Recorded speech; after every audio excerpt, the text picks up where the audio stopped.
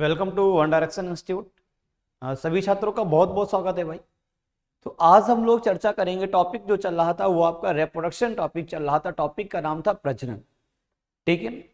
और चर्चा हम लोग प्रजनन पे कर रहे थे, लेकिन आज जो सबसे इंपॉर्टेंट बात है, आज का जो इंपॉर्टेंट टॉपिक है, ठीक है, ह्यूमन रिप्रोडक्शन में आज हम लोग चर्चा करेंगे, यूट्रस की चर्चा करेंगे। और याद रखना भैया, यूट्रस को हिंदी में आज के आपके सामने हेडिंग पड़ी हुई, और इस हेडिंग का नाम क्या है बोलो? यूट्रस।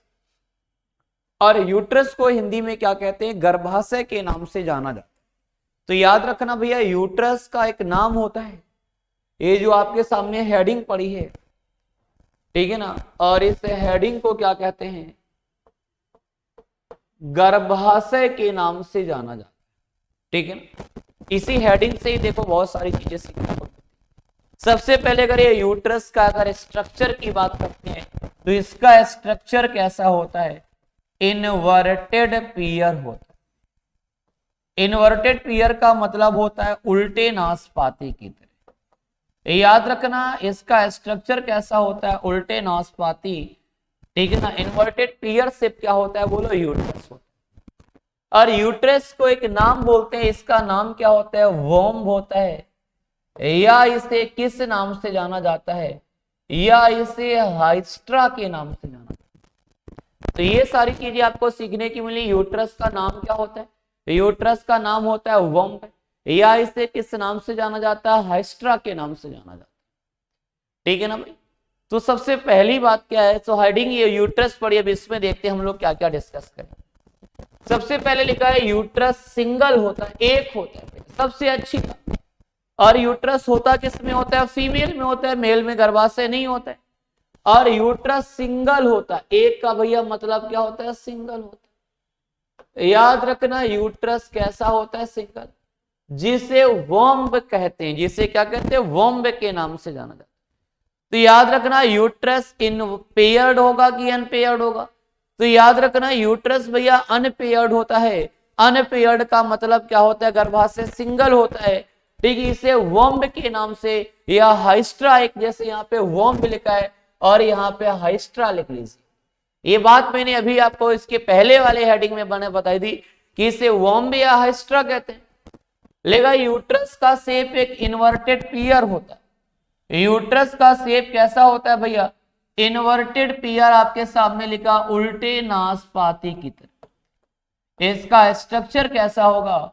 उल्टे नाशपाती की तरह होता है। यह पेल्विक वॉल से लिगामेंट द्वारा जुड़ा है। किससे अटैच रहता है भैया? पेल्विक वॉल से। और ये लिगामेंट से जुड़ा रहता है। यूट्रस एक के नैरो सर्विक्स द्वारा वेजाइना में खुलता है। एक ये नैरो सर्विक्स है, और इसी सर्विक्स के द्वारा कहां खुलता है? ये नैरो सर्विक्स होता है। और ये वेजाइना है। वेजाइना की लंबाई मैंने कहा था 10 से 12 सेंटीमीटर होता है। और ये नैरो सर्विक्स के माध्यम से, ये नैरो सर्विक्स के माध्यम से कहां पर ओपन होता है भैया? ये वेजाइना में ओपन होता है। तो यहां पे चार चीजें सीखने को मिलेंगी कि यूट्रस एक होते कि दो होते तो सिंगल होता है। यूट्रस को किस नाम से जाना जाता है? वोम्ब या हाइस्ट्रा के नाम से जाना जाता है। यूट्रस का शेप कैसा होता है? इन्वर्टेड पियर जैसा होता है, उल्टे नाशपाती की तरह होता है। और यह किससे अटैच रहता है? यह पेल्विक वॉल से लिगामेंट द्वारा जुड़ा रहता है। यूट्रस एक नैरो सर्विक्स द्वारा कहां खुलता है? याद रखना भैया, ये वेजाइना में ओपन होता है। कहां होता है बोलो? वेजाइना। तो यूट्रस एक नैरो सर्विक्स द्वारा वेजाइना में खुलता है। क्लियर होगी बात? अब दूसरी कहानी समझिए। लिखा है सर्विक्स की कैविटी को सर्वाइकल कैनाल कहते हैं। सिंपल सी बात, जो सर्विक्स की कैविटी होती, याद रखना। और इस कैविटी को किस नाम से जाना जाता है? सर्वाइकल कैनाल के नाम से जाना जाता है। लिखा है सर्वाइकल कैनाल वेजाइना के साथ मिलकर ये बर्थ कैनाल बनाती है। याद रखना, ये किसके साथ मुलाकात करती है? ये वेजाइना के साथ मिलकर ये क्या करती है भैया? ये बर्थ कैनाल बनाती है। और यूट्रस की वॉल में टिश्यू की 3 लेयर्स होती है। याद रखना, यूट्रस की वॉल में जो टिश्यूज होते हैं, ये टिश्यूज में कितने लेयर्स होते हैं? याद रखना, तो इन टिश्यूज में 3 लेयर्स होते हैं। इन टिश्यूज में कितने लेयर होते हैं? 3 लेयर होते हैं। तो यह क्वेश्चन बहुत अच्छा है कि यूट्रस की वॉल में जो टिश्यू की लेयर होती है, याद रखना, तो यूट्रस की वॉल में टिश्यू की लेयर कितनी होती? 3 होती। और सर्विक्स की कैविटी को सर्वाइकल कैनाल कहते हैं, और सर्वाइकल कैनाल वेजाइना के साथ मिलकर क्या बनाती है? एक बर्थ कैनाल बनाने का काम करती है। और इसके यूट्रस में कितनी लेयर्स होती है भैया? ये 3 लेयर्स होती। जरा समझिएगा कौन कौन सी लेयर्स होती। देखो पहला लिखा है एक्सटर्नल पेरीमेट्रियम, ठीक है। अगर पेरीमेट्रियम की बात करें तो याद रखना भैया, जो एक्सटर्नल पेरीमेट्रियम होता है ये आउटर मोस्ट लेयर होती है। कौन होती है? एक्सटर्नल पेरीमेट्रियम होता है, ठीक है ना। तो आउटर मोस्ट लेयर ये कैसी होती है? थिन मेम्ब्रेन होता है। थिन का मतलब क्या होता है भैया? पतली। दूसरा क्या होता है? मिडिल मायोमेट्रियम, ये thick layer of smooth muscle, ये थिक लेयर होती है और स्मूथ मसल्स होती है, याद रखना। तो यूट्रस में कैसी मसल्स होती हैं? तो यूट्रस में स्मूथ मसल्स होती हैं। और लेयर कैसी होती? थिन होती कि थिक होती है? तो याद रखना भैया, इसकी मिडिल में thick layer of smooth muscles, और इनर लेयर में एंडोमेट्रियम कहते हैं, इसे ग्लैंडुलर के नाम से जाना जाता है। तो यूट्रस में 3 लेयर, पेरीमेट्रियम, मायोमेट्रियम और एंडोमेट्रियम, ठीक है ना भैया। पेरीमेट्रियम, एंडोमेट्रियम और क्या होगा बोलो? मायोमेट्रियम होता है। तो ये यूट्रस की जो लेयर्स होती हैं 3 लेयर्स होती हैं, पेरीमेट्रियम, मायोमेट्रियम और तीसरी लेयर का नाम आपके सामने एंडोमेट्रियम। एंडोमेट्रियम यूटेराइन कैविटी को लाइंड करती, जो एंडोमेट्रियम होता है ये यूटेराइन कैविटी को लैंड करती है। और मेंस्ट्रुअल साइकिल के दौरान यूट्रस की एंडोमेट्रियम में साइक्लिकल चेंज होते, याद रखना। जो एंडोमेट्रियम की लेयर होती है यूट्रस की दीवारों में, जो ठीक है मेंस्ट्रुअल साइकिल चलती है भैया, इसी एंडोमेट्रियम की लेयर में ब्लड इकट्ठा होता है। तो याद रखना, यह मेंस्ट्रुअल साइकिल के दौरान यूट्रस की एंडोमेट्रियम में साइक्लिकल चेंज होते हैं, और डिलीवरी के बाद स्ट्रॉन्ग कॉन्ट्रैक्शन मायोमेट्रियम में होते, याद रखना। डिलीवरी के समय, मतलब डिलीवरी में प्रसव के समय, तो यूट्रस में कहां पर संकुचन ज्यादा होता है? तो याद रखना भैया, ये मायोमेट्रियम की लेयर में, याद रखना कहां पर संकुचन ज्यादा होता है? मायोमेट्रियम की लेयर में डिलीवरी के बाद क्या होता है? संकुचन ज्यादा होता है। तो याद रखना क्वेश्चन बहुत इंपॉर्टेंट है कि यूट्रस में 3 लेयर्स होती हैं, एक पेरीमेट्रियम होगा, एक मायोमेट्रियम होगा, और एक लेयर का नाम क्या है बोलो? एंडोमेट्रियम होगा। पेरीमेट्रियम है ये थिन मेम्ब्रेन होती है, ये कैसी? Thick layer of smooth muscles होती है। और इनर लेयर को ग्लैंडुलर कहते हैं। एंडोमेट्रियम यूट्राइन कैविटी को लाइंड करती है, और मेंस्ट्रुअल साइकिल के दौरान यूट्रस की एंडोमेट्रियम में साइक्लिकल चेंज होते हैं, और डिलीवरी के समय स्ट्रॉन्ग कॉन्ट्रैक्शन मायोमेट्रियम में होता है। ये क्वेश्चन बहुत इंपॉर्टेंट है कि भैया डिलीवरी के समय जो मसल्स कॉन्ट्रैक्शन सबसे ज्यादा कहां होता है? यूट्रस में होता है। और यूट्रस के किस लेयर्स में होता है? मायोमेट्रियम में होता है, याद रखना। तो मायोमेट्रियम में क्या होता है? स्मूथ मसल्स होती है, ठीक है ना। ये बात आपको क्लियर होगी। आगे हम लोग चर्चा करेंगे। ये देखिए लिखा है मेल फीमेल एक्सटर्नल जेनेटलिया, ये बहुत इंपॉर्टेंट है। यहाँ पे फीमेल के डायग्राम के बारे में बात किया, लिखा है इसमें मोन्स प्यूबिस, लेबिया मेजोरा और लेबिया माइनोरा हाइमन तथा क्लाइटेरिस। ये डायग्राम आपके सामने पर है। ये वेजाइनल ओपनिंग है, ये इनर लेबिया, आउटर लेबिया, एक्सटर्नल यूरेथ्रल, और ये क्लाइटोरिस है, ये प्रेप्यूस क्लाइटोरल हुड है। लिखा है इसमें mons pubis, labia majora, labia minora hymen तथा क्लाइटोरस शामिल होते हैं। और मोन्स प्यूबिस जो फैटी टिश्यू होता है, जो मोन्स प्यूबिस होता है भैया, याद रखना, जो फैटी टिश्यू जहां पे फैट ज्यादा होता है, और फैट वाले को क्या कहते हैं? मोन्स प्यूबिस कहते हैं, ठीक है ना। जो स्किन तथा प्यूबिक हेयर से कवर रहता है, ये जो मोन्स प्यूबिस होता है भैया, ये स्किन और प्यूबिक हेयर से कवर रहते, याद रखना। प्यूबिक हेयर पाए जाते हैं। लेबिया मेजोरा टिश्यू का फ्लेशी फोल्ड है, जो मोन्स प्यूबिस के नीचे तक फैले होते हैं, और यह वेजाइनल ओपनिंग को सराउंडेड करते हैं। तो सबसे इंपॉर्टेंट क्वेश्चन ये पूछा गया कि प्यूबिक हेयर कहां पर होते हैं? तो ये मोन्स प्यूबिस में होते हैं।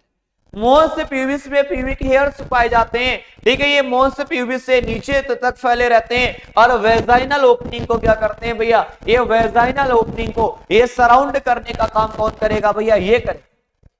इसके बाद अगर चर्चा करें लेबिया माइनोरा क्या है, ये टिश्यू का एक पेयर फोल्ड है जो लेबिया मेजोरा के नीचे स्थित होता है। वेजाइनल ओपनिंग प्रायः एक मेम्ब्रेनस हाइमन द्वारा पार्सली ढकी रहती है। अब जो वेजाइनल ओपनिंग भैया एक लेयर होती है, उस लेयर का नाम क्या होता है? हाइमन। और इसी जो हाइमन होता है भैया, यह एक वर्जिनिटी का एक सिंबल है, वर्जिन का एक प्रतीक माना जाता है। किसे माना जाता है? हाइमन को। लिखा है ये क्लाइटोरिस का एक टीनी फिंगर जैसी संरचना होती है जो यूरेथ्रल ओपनिंग को ठीक ऊपर लेबिया माइनोरा के अपर जंक्शन के पास होती है। तो ये जो हाइमन होती है, ये कभी कभी ये एक्सरसाइज के दौरान या हॉर्स राइडिंग या रनिंग या साइकिलिंग के दौरान भैया ये हाइमन फट जाती है, याद रखना।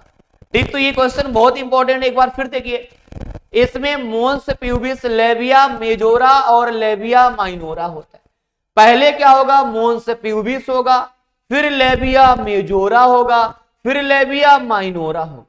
मोन्स प्यूबिस क्या होता है? फैट टिश्यू होते हैं, ठीक है ना। यह स्किन और प्यूबिक हेयर से ढकी रहती है। प्यूबिक हेयर है भैया, ये प्यूबिक हेयर से ढकी रहती है। लेबिया मेजोरा टिश्यू के फ्लैशी फोल्ड है।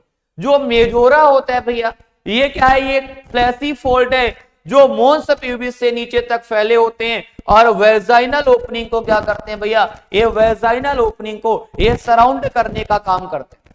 और labia minora tissue pair fold है, लेबिया मेजोरा के नीचे स्थित होते हैं और वेजाइनल ओपनिंग एक प्रायः मेम्ब्रेन द्वारा पार्सली ढकी रहती है, जिसे क्लाइटोरिस एक टीनी फिंगर लेग जैसी संरचना होती है, जिसे यूरेथ्रल मीटस के नाम से, ओपनिंग के नाम से जाना जाता है।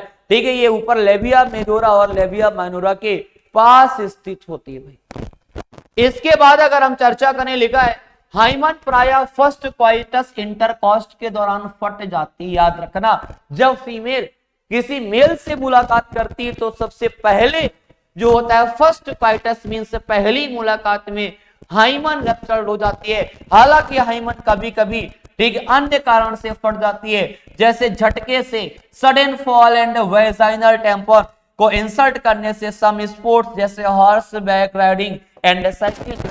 याद रखना भैया, हॉर्स राइडिंग और साइकिलिंग में भी यह हाइमन क्या हो जाती है? फटने के चांसेस ज्यादा होते हैं। लेकिन ठीक है ना, लेकिन फर्स्ट क्वाइटस में हाइमन आसानी से फट जाता है। तो ये कहानी आपने आज सीखी भैया। ठीक है, हाइमन के बारे में आपने पढ़ा। ठीक है, इस कैसे कैसे कंडीशनों में क्या क्या होता है। तो कुछ स्पोर्ट्स जैसे horseback riding and cycling में हाइमन क्या हो जाती? फट जाती। तो तीन चीजें पढ़ा। एक आपने मोन्स प्यूबिस पढ़ा, मोन्स प्यूबिक पढ़ा, एक लेबिया मेजोरा पढ़ा, लेबिया मेजोरा पढ़ा, एक क्या पढ़ा भैया? लेबिया माइनोरा पढ़ा। जो फैटी टिश्यू है जहां पे प्यूबिक हेयर पाए जाते हैं वो मोन्स प्यूबिक होता है। Labia majora fleshy fold of tissue है और लेबिया माइनोरा क्या है भैया? ये आपका देख लिया सारी चीज। इसके बाद अगर हम लोग चर्चा करेंगे, कुछ फीमेल में हाइमन इंटरकोर्स के बाद बनी रहती है, इसलिए हाइमन की उपस्थिति या अनुपस्थिति को वर्जिनिटी या सेक्सुअल एक्सपीरियंस को रिलायबल इंडिकेट सूचक नहीं है। तो लिखा है हाइमन इंटरकोर्स के बाद भी बनी रहती है। जो हाइमन जो लेयर होती है ये मुलाकात के बाद भी बनी रहती है, इसलिए हाइमन की उपस्थिति या अनुपस्थिति को वर्जिनिटी या सेक्सुअल एक्सपीरियंस का रिलायबल इंडिकेटर वास्तव में सूचक ये नहीं है। ऐसा नहीं कि अगर हाइमन फट गई है तो उससे फीमेल ने कभी भी मुलाकात किसी से किया हो, ठीक है ना। तो ये कभी कभी इन कंडीशनों में भी भैया बनी रहती है, ठीक है। इसके बाद अगर हम लोग चर्चा करें, लिखा है अगली हेडिंग है मेमरी ग्लैंड्स है। और मेमरी ग्लैंड्स को क्या कहते हैं? दुग्ध ग्रंथियां कहते हैं। अच्छा, अगर मेमरी ग्लैंड्स की बात करें तो ऑल फीमेल मैमल्स, याद रखना ऑल फीमेल मैमल्स में, सभी फीमेल मैमल्स में क्या होती हैं? जो मेमरी ग्लैंड्स होती है फंक्शनल होती हैं, लेकिन मेल में मेमरी ग्लैंड्स क्या होती है? फंक्शनल नहीं होता। लेकिन फंक्शनल मेमरी ग्लैंड्स सभी फीमेल मैमल्स का लक्षण है। मेमरी ग्लैंड्स ब्रेस्ट कहते हैं, ये पेयर्ड होते हैं जिससे ग्लैंडुलर टिश्यू और वेरिएबल अमाउंट में फैट होता है। याद रखना, मेमरी ग्लैंड्स में ब्रेस्ट पेयर्ड होते हैं जिससे ग्लैंडुलर टिश्यू तथा वेरिएबल अमाउंट्स में फैट होता है। प्रत्येक ब्रेस्ट का ग्लैंडुलर टिश्यू 15 से 20 मेमरी लोब में डिवाइड होता है। याद रखना, इसका जो मेमरी प्रत्येक जो इसमें क्या होता है, मेमोरी ग्लैंड्स का जो ब्रेस्ट पेयर्ड होते हैं, जिसमें ग्लैंडुलर टिश्यू और वेरिएबल अमाउंट में फैट होता है। इसमें टिश्यूज भी होते हैं और क्या होते हैं बोलो, फैट भी होते हैं। लिखा है प्रत्येक ब्रेस्ट को ग्लैंडुलर टिश्यू में लगभग कितने भैया, 15 से 20 मेमोरी लोब्स में डिवाइड होता है, और मेमोरी लोब में सेल के क्लस्टर्स होते हैं जिन्हें एल्वुलाई कहते हैं।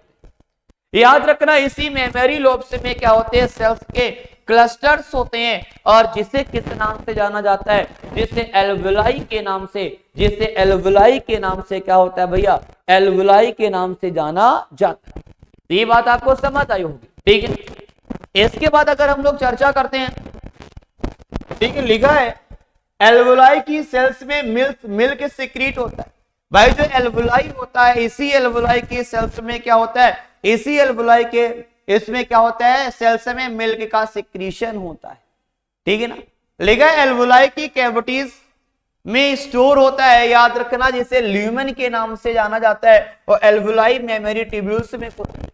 जो एल्वुलाई ओपनिंग होती है, इसकी ओपनिंग कहां पर होती है, याद रखना, इसकी ओपनिंग होती है मेमोरी ट्यूब्यूल्स में होती, ठीक है। लिखा है एल्वुलाई मेमोरी ट्यूब्यूल्स में खुलती, प्रत्येक लोब की जो ट्यूब्यूल्स मिलकर एक मेमोरी डक्ट बनाते हैं। याद रखना, जितने सारे लोब्यूल्स होते हैं, प्रत्येक लोब की एक ट्यूब्यूल मिलकर एक संरचना होती है जो एक मेमोरी डक्ट बनाती है, याद रखना, ठीक। तो याद रखना, सभी फीमेल मैमल्स में मेमोरी ग्लैंड्स फंक्शनल होती है, सबसे इंपॉर्टेंट बात।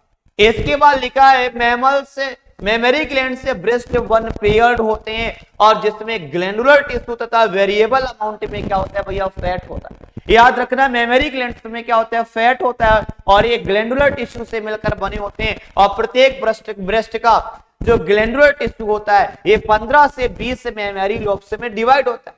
मेमोरी लोब्स में सेल को क्लस्टर्स होते हैं, जिसे क्या कहते हैं, एल्वुलाई कहते हैं भैया, ठीक है। इसके बाद की अगर हम चर्चा करें आगे, देखो लिखा, ये सारी कहानी हम लोगों ने पढ़ी ली। लिखा है कई मेमोरी डक्ट मिलकर एक वाइडर मेमोरी एम्पुला बनाते हैं, ठीक है। याद रखना, एम्पुला क्या है, लिखा देखा होगा, एक भाग होता है एरियोला होता है, याद रखना, जो मेमोरी ग्लैंड्स के जो बगल में जो ब्लैक पोर्शन होता है भैया, इसे क्या बोलते हैं, एरियोला के नाम से जाना जाता है। लिखा है कई मेमोरी डक्ट से मिलकर एक वाइडर मेमोरी एम्पुला बनाती है, जिसे लैक्टिफेरस डक्ट से जुड़ी होती है, जिससे मिल्क क्या होता है भैया, ब्रेस्ट से क्या आता है बोलो, मिल्क का सिक्रीशन बाहर की तरफ। दूसरी बात है प्राइमरी सेक्स। अब इसके बाद ये सारी आपने कहानी पढ़ ली मेमोरी ग्लैंड्स के बारे में, तो दो बातें याद रखना, मेमोरी ग्लैंड्स में निप्पल पाया जाता है, ठीक है ना, और इसके निप्पल के चारों तरफ जो ब्लैक वाला भाग होता है, और उस ब्लैक वाले भाग को क्या कहते हैं, एरियोला कहते हैं, याद रखना, ठीक है। निप्पल के चारों तरफ जो ब्लैक पोर्शन होता है, और इस ब्लैक पोर्शन को क्या कहते हैं बोलो, एरियोला के नाम से भी जाना जाता है, ठीक है ना भैया। तो ये सारी चीजें हम लोगों ने पढ़ लिया। तो मेमोरी ग्लैंड्स आज हम लोगों ने पढ़ा। मेमोरी ग्लैंड्स के पहले हम लोगों ने जो पढ़ा वो यूट्रस के बारे में पढ़ा। तो सबसे पहले यूट्रस की चर्चा किया। यूट्रस सिंगल होता है, अनपेयर्ड होता है, इसका शेप इन्वर्टेड पियर होता है, उल्टी नाशपाती की तरह होता है यूट्रस का आकार, ठीक है। यूट्रस को वॉम्ब या हाइस्ट्रा के नाम से भी जाना जाता है, ठीक है। ये सारी कहानी हम लोगों ने भैया पढ़ी। इसके बाद अगली हेडिंग जो हमारी है वो हेडिंग क्या है, गैमीटोजेनेसिस। याद रखना भैया, गैमीटोजेनेसिस हमारी नेक्स्ट हेडिंग है, ठीक है। अब इसी गैमीटोजेनेसिस के बारे में हम लोग चर्चा करें। लिखा है गैमीटोजेनेसिस का मतलब होता है गैमीट का बन। लिखा है मेल में जो प्राइमरी सेक्स ऑर्गन है वो क्या होते हैं, मेल में टेस्टिस होते हैं, और फीमेल में क्या होते हैं, ओवरीज। याद रखना, मेल में जो प्राइमरी सेक्स ऑर्गन होते हैं भैया, तो उससे प्राइमरी सेक्स ऑर्गन में टेस्टिस होते हैं, और फीमेल में क्या होती, ओवरी होती हैं, जिनमें गैमीटोजेनेसिस द्वारा गैमीट बनते हैं, जैसे स्पर्म तथा ओवम का निर्माण। तो याद रखना, प्राइमरी सेक्स ऑर्गन मेल में क्या होता है, टेस्टिस होता है। टेस्टिस को हिंदी में वृषण कहते हैं, तथा फीमेल में ओवरीज होती। फीमेल में प्राइमरी सेक्स ऑर्गन क्या होगा, ओवरीज होगा। मेल में प्राइमरी सेक्स ऑर्गन क्या होगा, टेस्टिस होगा, ठीक है। स्पर्म तथा ओवम के निर्माण को स्पर्म के निर्माण को स्पर्मेटोजेनेसिस कहते हैं। लिखा प्यूबर्टी के समय टेस्टिस में immature male germ cells spermatogonia होती हैं, और स्पर्मेटोजेनेसिस द्वारा स्पर्म प्रोड्यूस करती है। इसकी बात की कहानी क्या है, लिखा है सेमनीफेरस ट्यूब्यूल्स की इनर वॉल में उपस्थिति स्पर्मेटोगोनिया। याद रखना है डक्ट्स होती है उस ट्यूब्यूल्स का नाम क्या होता है, सेमनीफेरस ट्यूब्यूल्स। और इसी सेमनीफेरस ट्यूब्यूल्स की जो इनर वॉल होती है इसमें स्पर्मेटोगोनिया होता है और सिंगुलर फॉर्म में इसे स्पर्मेटोगोनिया। और इसमें जो डिवीजन होता है ये माइटोटिक डिवीजन द्वारा संख्या में क्या करती है, वृद्धि करती है। याद रखना स्पर्म की संख्या में कैसे इंक्रीजमेंट होता है, क्योंकि इसमें जो डिवीजन होता है और वो डिवीजन कैसा होता है भैया, माइटोटिक डिवीजन।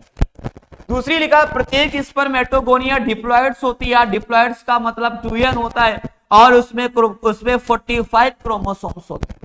लिखा है सेकेंडरी स्पर्मेटोसाइट्स में क्या होता है, क्रोमोसोम्स की संख्या कितनी होती है, 23 पेयर। ठीक है ना। इसके बाद की अगर हम लोग चर्चा करते हैं आगे देखो, लगा है स्पर्मेटोजेनेसिस के बाद जब स्पर्म का फॉर्मेशन हो जाता है, स्पर्मेटोजेनेसिस के बाद स्पर्म में हेड सॉल्टेली सेल्स में धस जाता है। याद रखना स्पर्म का अगर डायग्राम की बात करते हैं, स्पर्म में क्या होता है, एक हुक लाइक स्ट्रक्चर, एक कैप लाइक स्ट्रक्चर बना होता है और इस स्ट्रक्चर को क्या कहते हैं, एक्रोसोम के नाम से जाना जाता है। और मिडिल पीस में क्या होता है, स्पर्म में माइटोकॉन्ड्रिया होता है और यहां से बाद इसमें क्या होती है, टेल होती है। इस तरह से स्पर्म का स्ट्रक्चर आगे आपको मिलेगा। लिखा है अंत में स्पर्मिएशन द्वारा स्पर्म सेमनीफेरस ट्यूब्यूल से रिलीज होती है और स्पर्मेटोजेनेसिस प्यूबर्टी से स्टार्ट हो जाती है। प्यूबर्टी मींस क्या होता है भैया, मेल में जो स्पर्म का फॉर्मेशन होता है ये 16 साल की अवस्था से आता है। 16 साल की अवस्था में स्पर्म का बनना शुरू हो जाता है जिसे स्पर्मेटोजेनेसिस कहते हैं। अगर फीमेल की बात करें तो फीमेल में 13 ईयर की एज में 13 वर्ष की अवस्था में फीमेल में प्यूबर्टी आ जाती है। और जब किसी फीमेल में फर्स्ट मेंस्ट्रुअल साइकिल आती है, पहली मासिक चक्र आती है और इस कंडीशन को मीनार्ची के नाम से जाना जाता है। और जब ये मेंस्ट्रुअल साइकिल एंड होती है 45 to 50 ईयर की एज में, और इस कंडीशन को क्या कहते हैं, मेनोपॉज के नाम से जाना जाता है। ठीक है ना। लिखा है इसमें स्पर्मेटोजेनेसिस प्यूबर्टी से स्टार्ट होती है क्योंकि इस दौरान गोनेडोट्रोपिन रिलीजिंग हार्मोन। याद रखना ये सवाल पूछा गया, जीएनआरएच का पूरा नाम क्या होता है, तो गोनेडोट्रोपिन रिलीजिंग हार्मोन्स का सिक्रीशन होता है और स्पर्म की संख्या भैया धीरे धीरे ठीक 16 वर्ष की अवस्था से बनना प्रारंभ हो जाते हैं। दूसरा लिखा है एलएच की बात करते हैं। एलएच मींस होता है ल्यूटिनाइजिंग हार्मोन। एफएस का मतलब होता है फॉलिकल स्टिमुलेटिंग हार्मोन। एलएच क्या होता है, लीडिंग सेल्स पर कार्य करता है, एंड्रोजन की सिंथेसिस तथा सिक्रीशन को स्टिमुलेट करता है। एलएच याद रखना ल्यूटिनाइजिंग हार्मोन की बात करते हैं। ये क्या करेगा, इससे एंड्रोजन हार्मोन से निकलता है और ये सिक्रीशन को स्टिमुलेट्स करता है। अगर एफएसएच की बात करें, ये जो एफएसएच होता है भैया ये मेल और फीमेल क्या होता है, ये दोनों में निकलता है और मेल में स्पर्म बनाता है और फीमेल में जो एफएसएच क्या करता है, ओवम बनाने का काम करता है। लिखा ये देखिए आपके सामने स्पर्म का स्ट्रक्चर है भैया। ये क्या, जो कैप लाइक स्ट्रक्चर मैंने बोला इसे एक्रोसोम या हेड कहते हैं। ये भैया नेक है और ये मिडिल पीस होता है। मिडिल पीस में क्या होता है, माइटोकॉन्ड्रिया होता है। और याद रखना भैया माइटोकॉन्ड्रिया को powerhouse of the cell कहते हैं। स्पर्म निकलने के बाद बॉडी में एनर्जी इसी वजह से नहीं बचती, क्योंकि शुक्राणु में क्या होता है, स्पर्म में भैया ग्लूकोज भी होता है और क्या होता है, फ्रक्टोज भी होता है और क्या होता है, कैल्शियम होता है। ये सारी चीजें कहां पर होती है, स्पर्म में होती है। ठीक है ना। लिखा है यह एक माइक्रोस्कोपिक स्ट्रक्चर। आप शुक्राणु को नेकेड आई से आप नहीं देख पाएंगे, आप इलेक्ट्रॉनिक माइक्रोस्कोप की मदद से आप देख पाएंगे। तो यह एक ऐसा स्ट्रक्चर है, ये माइक्रोस्कोपिक स्ट्रक्चर है जिसमें हेड, नेक और मिडिल पीस तथा टेल भी होती है। इसमें हेड होगा, नेक होगी, मिडिल पीस होगा और टेल होती है। और स्पर्म की पूरी बॉडी एक प्लाज्मा मेम्ब्रेन द्वारा इन्वॉल्व रहती है। इसकी जो पूरी बॉडी होगी, ये टेल है, ये प्लाज्मा मेम्ब्रेन से क्या होता है भैया, ये इन्वॉल्व रहती है। किसकी बॉडी, स्पर्म। तो याद रखना मिडिल में क्या होता है, माइटोकॉन्ड्रिया होता है, स्पाइरल शेप होता है। ठीक है। एक्रोसोम में न्यूक्लियस होता है, इसी में हेड होता है, इसी से जुड़ा हुआ नेक होता है और माइटोकॉन्ड्रिया मिडिल पीस में होता है। और याद रखना माइटोकॉन्ड्रिया को powerhouse of the cell बोलते हैं। ठीक है। कोशिका का ऊर्जा गृह बोलते हैं। अगर माइटोकॉन्ड्रिया की बात की जाए तो याद रखना भैया जो माइटोकॉन्ड्रिया को सबसे पहले मसल्स में देखा गया था भैया, एक वैज्ञानिक है जिनका नाम है कॉलिकर सी वेंडा ने और नाम दिया था भैया। याद रखना कई साइंटिस्टों का माइटोकॉन्ड्रिया में योगदान रहा। आगे लिखा है स्पर्म के हेड में एक इलोंगेटेड हैप्लॉइड न्यूक्लियस होता है। हेड का एंटीरियर पोर्शन एक कैप लाइक स्ट्रक्चर द्वारा कवर रहता है जिसे एक्रोसोम कहते हैं। याद रखना। ठीक है। जिससे क्या कहते हैं, एक्रोसोम कहते हैं। ठीक है। इसमें क्या होता है, स्पर्म में एक कवर होता है ठीक, जिससे कि कैप लाइक स्ट्रक्चर होता है। कैप लाइक स्ट्रक्चर क्या कहते हैं? एक्रोसोम कहते हैं। एक्रोसोम में फर्टिलाइजेशन में सहायता करने वाले एंजाइम पाए जाते हैं। ठीक, जो एक्रोसोम होते हैं इसमें क्या होते हैं? कुछ एंजाइम पाए जाते हैं जो क्या करता है? फर्टिलाइजेशन में। ये जो डायग्राम है ये स्पर्म का डायग्राम नहीं भैया, ये ब्रेन का डायग्राम है। ठीक, स्पर्म का हेड अलग होता है जो हमने आपको ये बताया, ये स्पर्म का हेड है और हेड में क्या होता है? एक्रोसोम पाया जाता है। ठीक, इसमें न्यूक्लियस होगा, इसी से जुड़ा हुआ नेक होता है, मिडिल पीस होता है, और ये जो आपको स्ट्रक्चर दिख रहा है ये हम लोगों का ब्रेन का स्ट्रक्चर दिख रहा है। ये ब्रेन के हम लोगों में 3 पार्ट्स होते हैं, याद रखना, fore brain, mid brain, hind brain. लेकिन जब यूट्रस में सबसे पहले जो ऑर्गन बनता है वो ऑर्गन कौन सा होता है? हार्ट होता है। ठीक, लेकिन ये ब्रेन के, हमारे ब्रेन में क्या होता है? ये फ्रंटल लोब होता है, ये पैराइटल होगा, ये सेरेबेलम जो पीछे वाला भाग होता है ये बैलेंस बनाता है। ये तो सब जब हम लोग धरती पे आ जाएंगे तब हमारा ब्रेन हमारा एक्टिव रहता है, और इसी ब्रेन में क्या होता है? नियोपेलियम फ्लूइड भरा होता है जो हमारे आईक्यू को बढ़ाता है। लेकिन यहाँ पे ब्रेन, इस ब्रेन की बात नहीं की गई, यहाँ पे हम लोग जो हेड की बात किया गया वो स्पर्म की हेड की बात किया गया है, और ये आपके सामने स्पर्म का हेड है। ये मिडिल में क्या है भैया? माइटोकॉन्ड्रिया। ठीक, इसके बाद अगर हम लोग चर्चा करें, लिखा है इसके बाद कि स्पर्म के मिडिल पीस में कई माइटोकॉन्ड्रिया होते हैं। ये देखिए मध्य में बहुत सारे माइटोकॉन्ड्रिया होते हैं जो टेलको मूवमेंट के लिए एनर्जी उत्पन्न करते हैं। भाई माइटोकॉन्ड्रिया होगा, मैंने कहा था अंडा एक होता है और शुक्राणु क्या होते हैं भैया? बहुत सारे शुक्राणु होते हैं, और ये अगर इसमें टेल होगा बिना टेल के मूवमेंट नहीं कर पाएंगे। लिखा है जिसके कारण स्पर्म का फर्टिलाइजेशन करने के लिए आवश्यक मोटिलिटी प्रदान करती है। याद रखना भैया, स्पर्म में टेल होती है जो मूवमेंट में क्या करती है? मदद करती है। एक क्वाइटस के दौरान मेल में लगभग 200 से 300 मिलियन, एक बार में हम लोग लगभग 200 से 300 मिलियन स्पर्म निकालते हैं। ठीक है, लाखों करोड़ों की संख्या में स्पर्म बनते हैं भैया, याद रखना। और स्पर्म में क्या होता है? ग्लूकोज, फ्रक्टोज, कैल्शियम, माइटोकॉन्ड्रिया, जितनी सारी एनर्जी वाली चीजें होती है सारी की सारी कहां होती है? स्पर्म में होती है। लेकिन नॉर्मल फर्टिलिटी के लिए लगभग 60% स्पर्म निश्चित रूप से नॉर्मल शेप साइज वाले होने चाहिए। लेकिन अगर फर्टिलाइजेशन होता है तो 60% जो होते हैं भैया, 60% जो स्पर्म होते हैं ये नॉर्मल शेप के, ठीक है, शेप और साइज वाले होने चाहिए। इसमें से लगभग 40% स्पर्म रिगरस मोटिलिटी वाले होने चाहिए, और सेमिनिफोरस ट्यूब्यूल से रिलीज स्पर्म एक्सेसरी डक्ट्स द्वारा क्या होते हैं भैया? ये ट्रांसपोर्ट किए जाते हैं।